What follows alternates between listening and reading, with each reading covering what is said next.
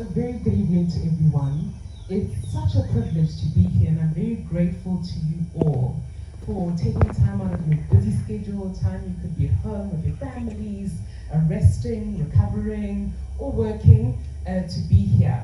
It's important for us to strengthen our community through involvement. And the reason I ran for MP was I just had this idea that we need to reduce the distance between politicians, i.e. the people who represent us, and the people. The MP has to be the voice of the people in Parliament. Parliament shouldn't be some big, colossal building that we see out there but we don't understand. And the only way I can be effective for you and serve the community is if there is an understanding of what Parliament is. I see a few lawyers in the room. Generally, if you're not a lawyer, you generally don't understand what Parliament is.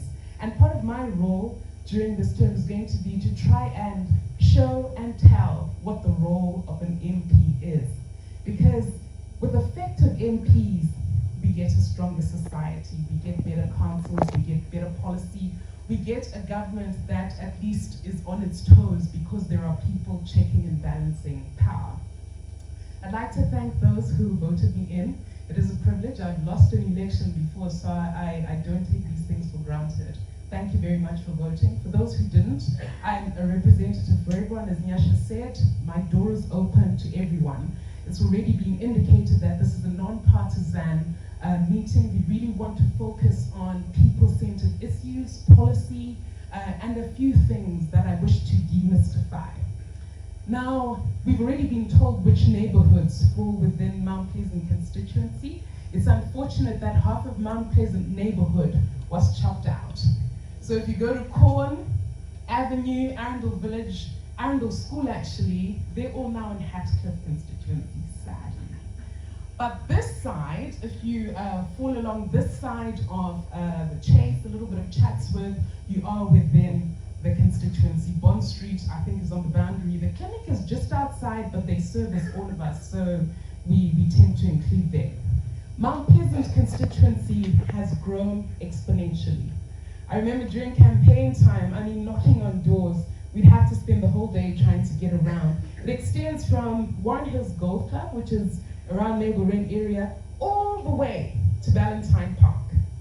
So you'll note that half of the constituency is not here today. That's Ward 7. We had the meeting with Ward 7, which includes your Highlands, your Greendale, your Chisapiti, your Cone Valley, Rietfontein, Gun Hill, New Alex Park, Valentine Park, Rove Valley, last week. We are trying to divide them up so that at least people don't have to travel all the way from Maple Ring to Highlands to come to a meeting. And also the issues sometimes are a little bit different, so we try to group people with the same issues and the same representatives together. I'd obviously like to recognize our Councillor, Councillor Gotora. Thank you for coming, and thank you very much for your presentation. I'd like to acknowledge our residents associations that are here. Now I'm just going to ask if there's anybody who sits on the committee of a residents association to please stand up. Everybody who sits on a committee of a residents association, let's give them a big fat round of applause, please. Thank you. I'd like to thank residents for coming together and constituting what's known as our Ward 17 Residents Association. I think it's chaired by Ms. Carol Pierce, who unfortunately is out of the country. John, I see you. Amanda, I see you. I see quite a few others. We're going to be working closely together. Our job is not to usurp or take away the role of residents associations. Their role remains important, but my role is a bit different. It's a parliamentary role. What is the role of a parliamentarian? It's threefold: to make laws, to represent you in Parliament, and exercise oversight, check and balance the work of government, and also community action. Now, for those of you who are familiar with the law, a lot of laws were passed in the 9th Parliament, the last parliamentary session. There were big changes to your Marriages Act. People know that. Civil partnerships, ever heard of those? Big changes to our Companies Act. Big changes to our labor laws. But unfortunately, citizens aren't familiar with those changes. It's going to be very important as I represent you in Parliament that I hear your views, and once the laws are enacted, as they're being debated, to come back and explain. 90% of the legislation you see in Parliament or the laws are bipartisan. It doesn't matter if you're ZANU-PF or CCC. The Marriages Act is going to affect you. The Labour Act is going to affect you, it's going to affect your staff. The Environmental Management Act, the Mines and Minerals Act, it doesn't matter which political party you come from. Everybody must know those laws and everybody must feed into them. There's also the oversight piece. It's the role of Parliament to keep the government in check. Parliament works on a committee system. So you've got committees on almost every single issue you can think of. There's an environment committee, a local government committee, a higher education, a sports committee. All of these committees work, and you as a citizen have the right to petition Parliament on any issue. If you feel like there's an over-commercialization of your neighborhood, broadly, from a policy perspective, you're entitled to petition the local government committee in Parliament to look into it. And they have an obligation at law to give you a report within 60 days. That's huge. How many people are required to do a parliamentary petition? At least one. That's big power, isn't it? I sit on the Higher Education Committee. I know that in our constituency, Ward 17 in particular, we've got the University of Zimbabwe. A number of students have come to me with their issues around fees. We know the UZ, the physics department burnt down last week. They've got problems with accommodation, which actually spill over and affect residents. There are a whole lot of issues that affect us. They've got the right to petition Parliament and say, why do our fees go up? So please note that you've got the right to petition Parliament. I'm going to talk about the surgery in a minute, but when it comes to our solutions, please know, you can come and see me and say, look, this is our issue. How do we petition Parliament on this particular issue? There is a format for them. I can help you draft it. It's very, very simple. It's not hard to petition Parliament. Now, there's also the community piece. Even though we sit in Parliament, we have to live, work, breathe, gym, play, party, without making noise, of course, in the community. The only way that I can truly understand the voice and the pulse of the people I represent is if I live and work and breathe among you. Which is why you will see me at the cancer runs, you will see me at the fundraisers, you will see me running along the Chase or along Enterprise, you will see me shopping at Bond Street. Feel free to say hello. Of course, it's not my role to perform the function of council, but I'm very interested and engaged with what happens in residents' associations and with what happens in residents' groups, because I have to understand that so that when we are then debating the Urban Councils Act, the Regional Town and Country Planning Act, I've got a sense of what the people in Ward 17 have of interest to them.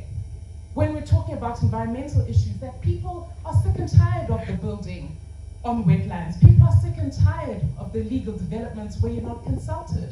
That requires reform to the Regional Town and Country Planning Act. It's no good putting a notice in the Herald. Nobody reads it. Well, some people read it, but not very many.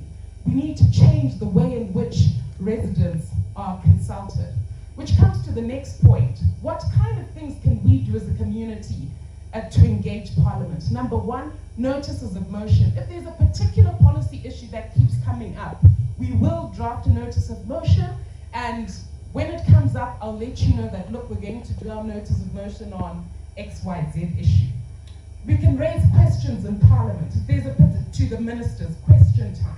So if there's a particular minister, whether it's our Minister of Sport, our Minister of Lands, our Minister of Education, there's a particular issue that's coming up, Minister of Health, we can ask them about that. There are also private members' bills.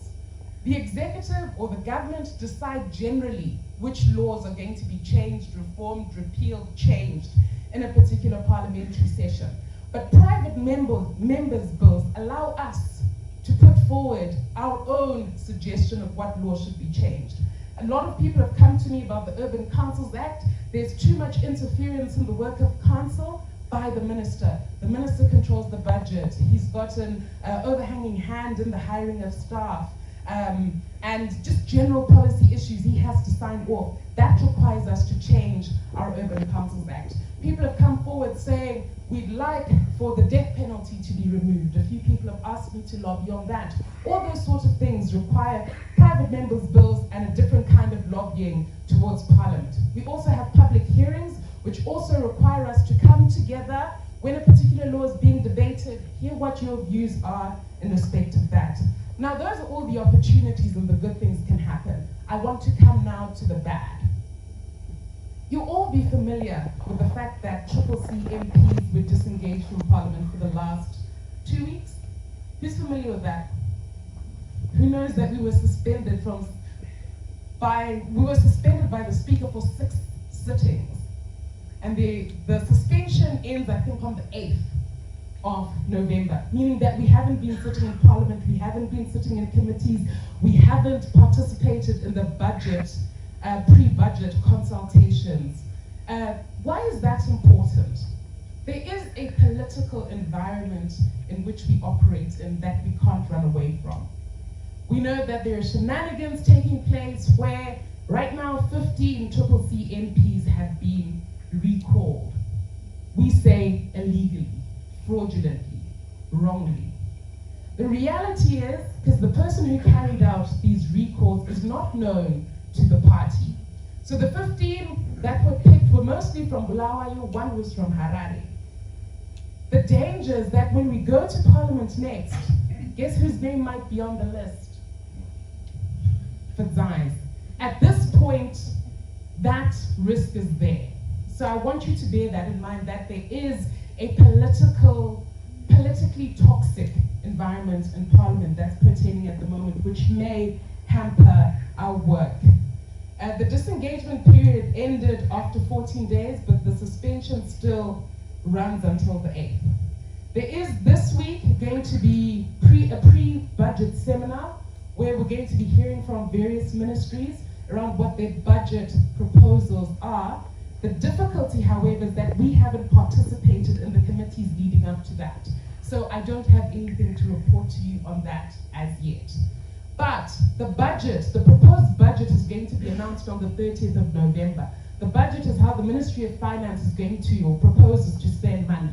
I would like to hear from residents what your input on that is, because there's going to be an opportunity, if I'm still in Parliament, to debate that at various stages. So it's important that we are all engaged with the budget. I know students are talking about the need for a greater capital investment in universities so that the cost of fees isn't so high. I know quite a few people want there to be greater spending in local government on our roads and so on. All those issues become quite important. CDF. We all get, every constituency gets $50,000, yay, as a constituency development fund. As soon as that money is available at whichever point in our term, I'll come back to you and we'll decide together how we're going to spend that money most effectively and to ensure that it's fairly distributed between the respective wards. I come now to the surgery. What is a surgery?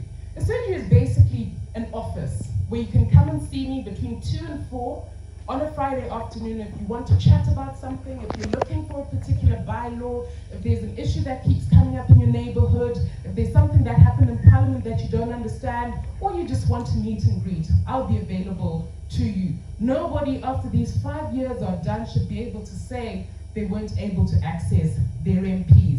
The venue for our surgery is going to be 2A Serendip Close, which is here in Mount Pleasant. I think it's off Upper East close to Broadlands, and it's going to be running on Fridays from 2 to 4. On the 16th, unfortunately, I won't be available. I sit on 3 committees, which are the Parliamentary Legal Committee, the Justice Committee, and the Higher Education Committee, the last of which I chair. So there's an induction for the Parliamentary Legal Committee.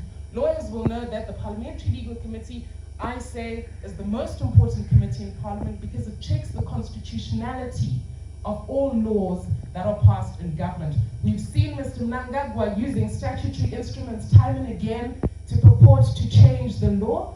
that shouldn't happen. He should not be taking over the role of Parliament. It's not up to one individual to change our laws. Laws must be debated, looked at, reviewed, the public heard before they're passed. I'm done, Yasha. We also have a bot, a constituency bot. If you just WhatsApp hello to the number there, our bot, we're going to use technology. It's going to have lots of information for you. We're going to come up with a broadcast list that can tell you everything that's going on. The last thing I wish to say is, in order for things to work in our constituency, we all need to get involved. It's not just a question of saying, oh, Fadzayi, you run along and do everything, we're going to hand back. It's a team effort. The more we work together, the more effective we'll be together. Thank you for this extraordinary privilege. And that's what it is, a great privilege and a great honor. When I joined the council, I was elected as chairperson of Information and Publicity Committee, and I'm still serving in that capacity, even up to now. I do not take that for granted because of the years I served. The residents are largely dependable on us to provide basic services at the seat of Mahere in this council. Coming to the term that I'm expecting to serve from 2023 to 2028, I want to let residents that previously we had 46 councillors in the seat of Mahere, but from this term, 2023 to 2028, we now have a complement of 59 councillors, 38 male councillors, 21 female councillors. And out of those, 45 represent different wards in Harare. And we also have 14 from the women's quota who are working with us in the wards to improve citizen engagement and participation at local level. On the executive, we have the substantive town clerk, who is Engineer Osage Sango, and the 4 substantive directors, and the 2 other directors are on acting capacity, and we expect to fill the position very soon, so that we can also have substantive ones. One of the critical policies we adopted during our tenure, that is the last tenure, was the small to medium enterprises development policy. The policy is crucial for promoting job creation, economic growth, poverty reduction, inclusive development, innovation, and sustainable practices. By providing targeted support and creating an enabling environment, such as policy can unlock the potential of SMEs and drive overall socio-economic progress. This will be implemented during the course of this term. I think we are all aware of the issue of vendors and so forth. So we crafted a policy in order to try and manage the issue of vendors and SMEs in our city. And this policy was crafted at the end of the last tenure, and we expect to implement it during this tenure. And my committee, that is Information Publicity, which I chair, is working on developing a records management policy. And that the first draft is now in place. The policy will help in effective management of council records. Currently, it's a nightmare to get records from council. We hope that the situation will improve once we operationalize this policy as council.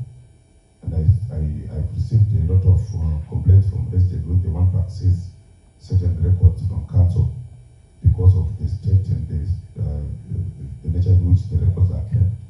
So that is the reason why at the end of the last tenure, I spearheaded the crafting of the records management policy for the council, so that residents, whenever they want any records, they are able to access it. And we expect that anytime soon during this tenure, beginning of this term, we are going to operationalize this policy so that it can start working for the residents. Coming to the issue of city bylaws, we reviewed a total of 15 bylaws in 2023, including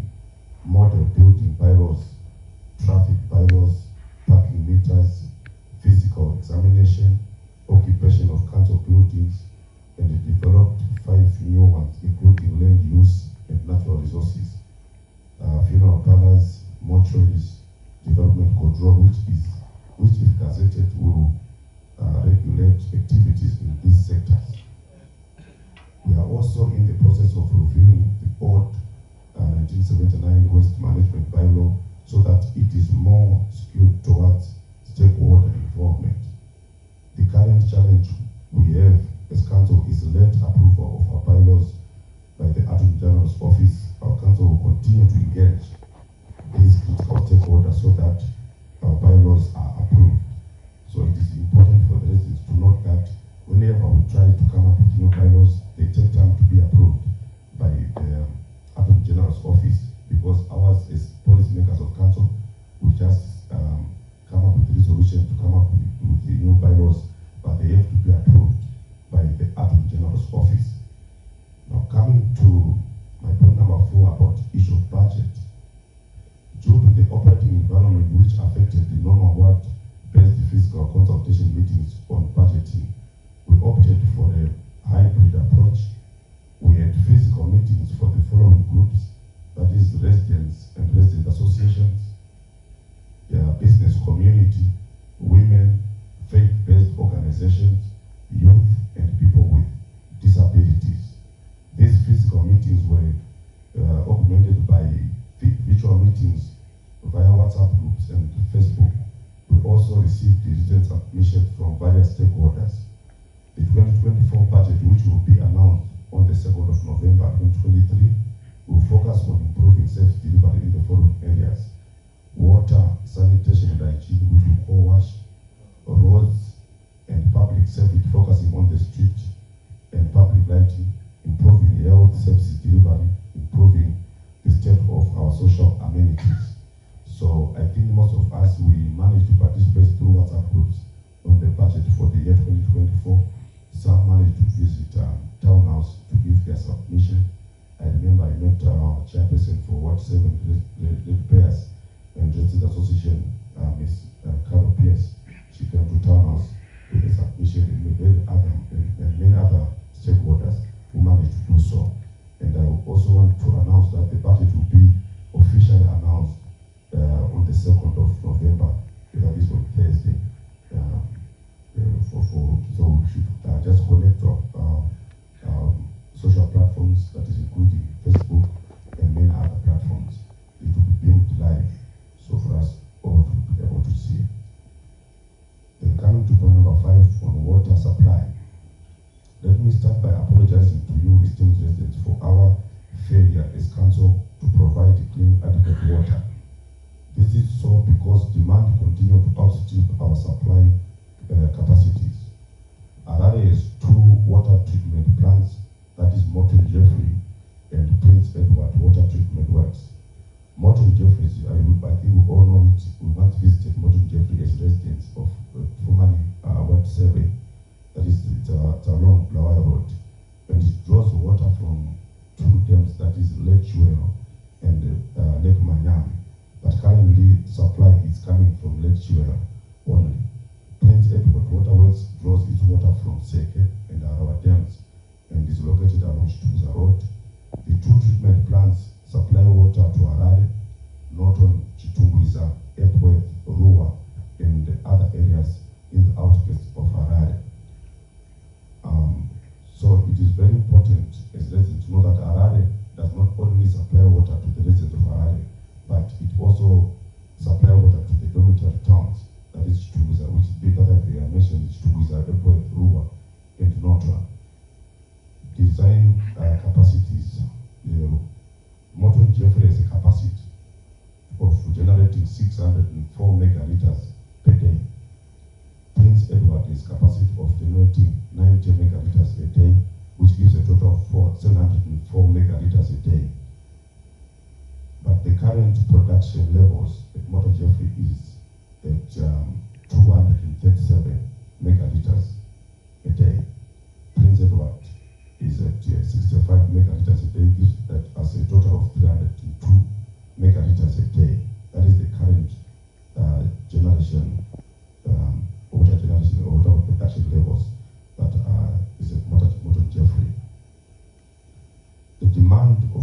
has outstripped supply capacity. Continuous engagement with the central government to expedite the construction of new water sources such as Kunji and Musami dams is in progress. This is the long term to resolve perennial water challenges in Harare. The population of Harare is growing and the dormitory towns are expanding, developing from the boundaries of Harare, but with no water provision. So it is important for the residents to note that the challenge of water in Harare is actually beyond the council itself. It needs the involvement of the central government in making sure that there are more water bodies that are developed. That is the reason why we are pushing for the Musami and the Kunji Dam to be constructed so that we can be able to adequately supply water to our residents in Harare. As we are aware that this system that is working currently, it was meant for less than 500,000 people or residents. But now Harare is more than 3.5 million residents during the night, but during the day it can stretch up to close to 5 million because there are people who visit Harare during the day to do various businesses and they will be using services including water. And this is outstripping the demand for water in our city. So as a council, we are very much optimistic and we're looking forward for the cooperation of the government for the construction of Kunji and Musami dams so that we can be able to increase water generation. Supply dams are highly polluted. That is the dams that I've mentioned, Chivero in particular, it is highly polluted. We intend to modernize wastewater treatment facilities in the Harare metropolitan province, mostly responsible for polluting the water sources required. The city is planning to invest more on water treatment capacities to manage downstream water pollution. New treatment technologies required to manage water treatment costs and improve production capacities at our Motion Jeffrey plant. So we are working on coming up with new treatment technologies. We have engaged some companies that are coming up with new technologies that are required to manage water treatment costs, because most of the greatest cost of the council at the moment is purchasing chemicals for water treatment. So we are working on trying to come up with the modern technologies that reduces the cost of water treatment. You know, we have got some also a challenge in the water supply of aged equipment that we have that constantly break down. No, as we are aware, especially those who reside in urban development areas, we always have best water pipes because of aging. Some of those pipes were installed around 1954 thereabout, and they're now very old. So each time when water comes, they will always face challenges of best water pipes. And the rehabilitation of these pipes, it's a highly cost-effective, it's a high capital intensive project which the city alone cannot manage. So therefore we have appealed to the central government to help us in the rehabilitation of the water networks and the replacement of the pipes in our world. In view of the above challenges, most areas in the world are not receiving water, and those that normally get supplies only get water once a week. I'm very much aware that we've got so many other places that do not receive water at all. For example, Sentosa, they don't receive water at all, and those who receive, they receive it at least once a week, and sometimes once in 2 weeks, especially these days.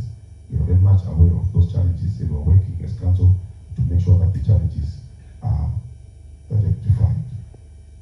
Coming to point number 6, waste management. Refuse collection. The city of Harare refuse collection efficiency is around 46%, and the coverage of around 41% in the service area. Refuse collection over the years has been affected by shortage of refuse compactors and other equipment. The city requires 45 compactors on daily basis to collect refuse in Harare, but due to the low fleet available, the city is operating with an average of 11 to 15 compactors. Waste management remains a major challenge in Harare and in particular in our ward, as we go for weeks sometimes without seeing a compactor in our area.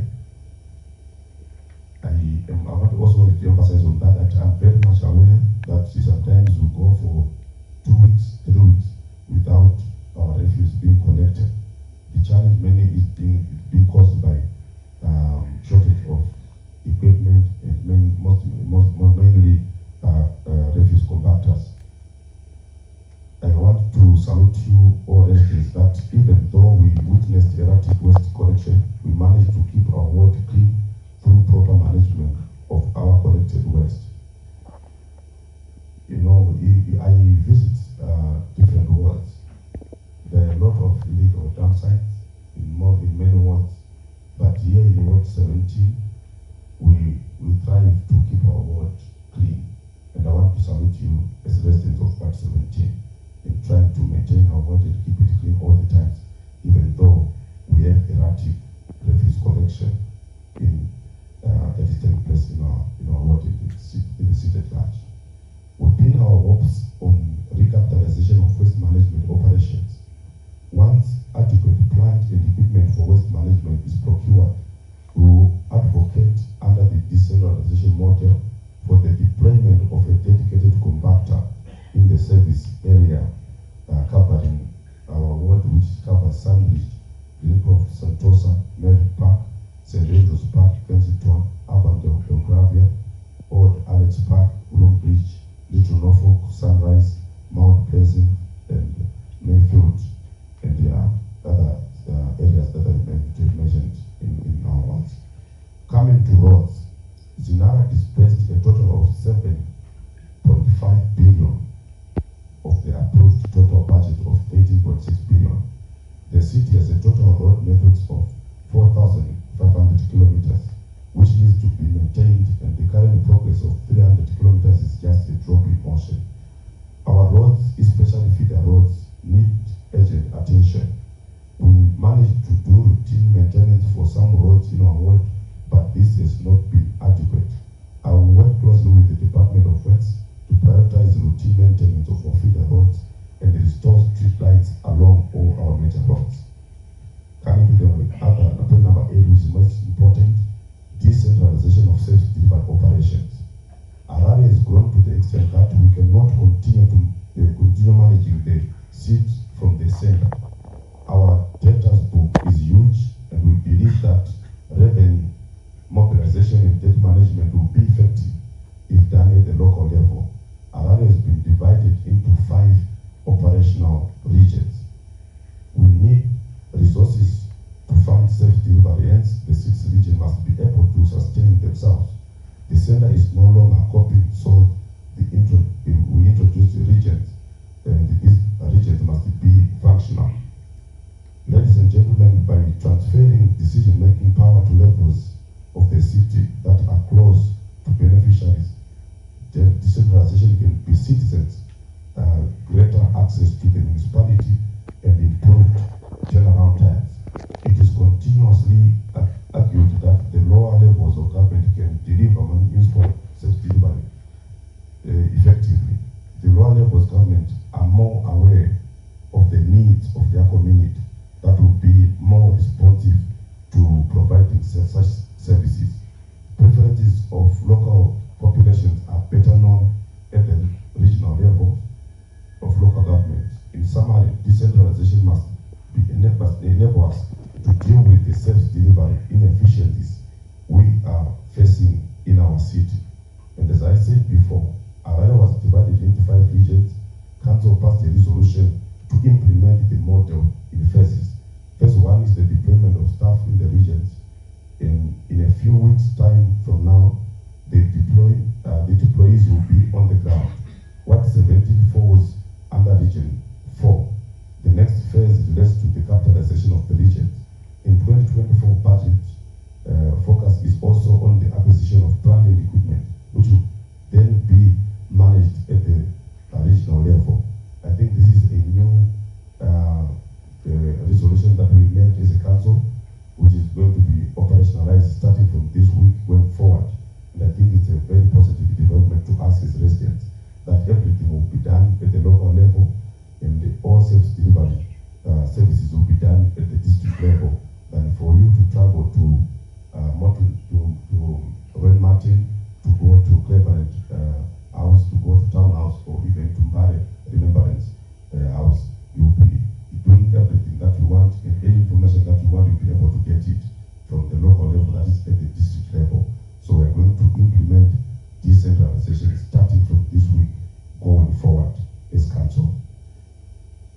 Ladies and gentlemen, debtors of the council has risen to 401 billion from the general position of 100 billion. Government is not paying, industry and the commerce are not paying, and even the residents are not paying. And I've got a summary here which I shall post on the groups for us to know. Below is a summary of debtors position in Ward 17. I've got the statistics of each and every setup: Sandwich, Greencroft, Merrick Park, Strathaven, Aberdeen, Belgravia, Alex Park, Groombridge, Little Norfolk, Mount Pleasant, Mayfield. We have got all the figures that these setups are owing the seat. Because most people hear them complaining that we are paying rent, but I want to emphasize that it's not everyone who is paying. Most of the people are not paying, including the government, including the industry and the other entities. They are not paying rents. And this is crippling the operations of the city, because the city cannot operate without funds. We need funds for us to be able to operate. I hear some people arguing, saying that give us services, then we'll pay rent. Then the council is saying give us rent, then we'll give you services. It's an issue of an egg and chicken situation.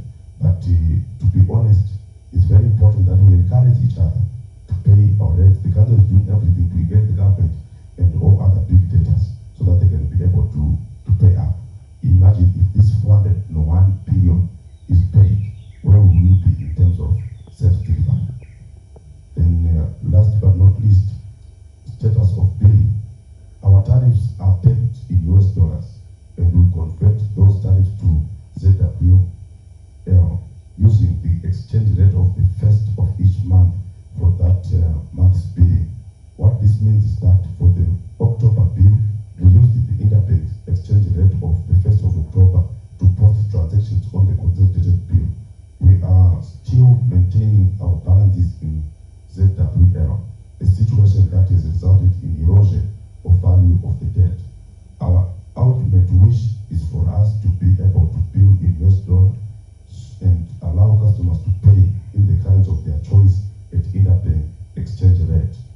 I'm encouraging all the residents in this ward to register their email addresses with our district officer so that we can start sending your bills on emails. I also urge you to settle your outstanding obligations to enable us to be able to provide the services that we all plan for.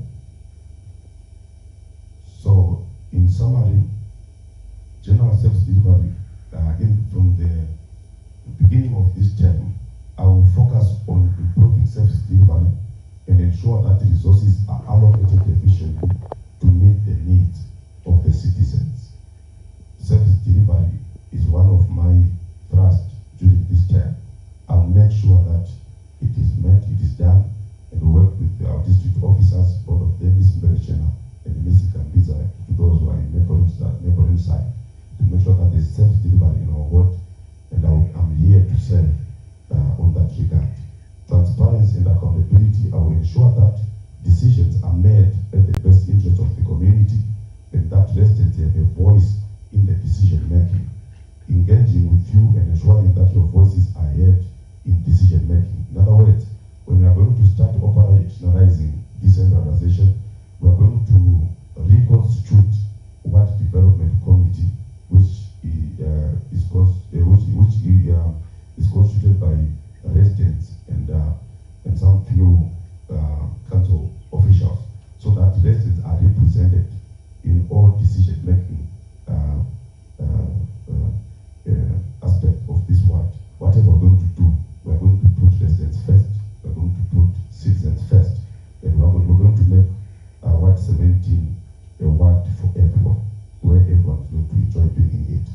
So sanitation, water, and hygiene improvement, I will advocate for the decentralization of refuse collection assets for Ward 17, and that is, I will make sure that we're going to have our own equipment for refuse collection, starting from the compactor, tractors, and so forth. That will be rested in this ward, that will be focusing on servicing this ward only. And I also advocate for the distribution of more water to service the ward once the production capacity improves. Because I want to emphasize with this that once the production capacity improves, because the water supply is not only secluded to Ward 17 only, but it is affected by the production of water from the source. So as long as there is low production, it affects the ward. Infrastructure development, I will prioritize infrastructure development as a way of support to support economic growth and improve the quality of